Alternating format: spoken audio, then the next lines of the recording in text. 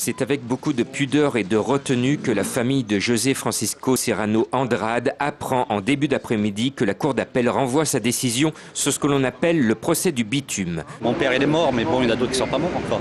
Les risques de contagion, de maladies, d'intoxication, tout ça, ça ne s'arrête pas non plus là. Le décès en 2008 d'un cancer de la peau de l'employé d'Eurovia était pourtant pour la première fois en France lié aux fumées toxiques du bitume, selon le jugement du 10 mai 2010 par un tribunal de Bourg-en-Bresse. Le bitume tue et tuera encore.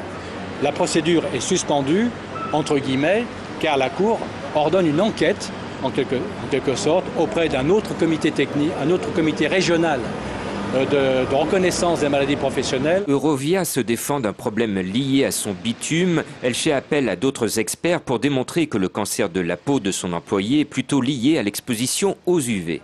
Le bitume n'est pas cité dans cette décision dans la mesure où la maladie professionnelle, qui est une donnée préalable, est l'exposition aux UV. Le bitume n'est nullement cité dans le dispositif de la décision. Côté syndicat, la CGT espère que la famille aura gain de cause pour dénoncer les risques professionnels liés à l'épandage du bitume. Pour l'instant, l'entreprise reste condamnée. La condamnation de première instance, elle est suspendue, mais l'entreprise reste condamnée. Pour l'avocat de la famille Andrade, la vérité se cache dans la composition du bitume, gardé secret par Eurovia. S'il s'avère que les fumées sont vraiment toxiques, alors la justice pourra trancher.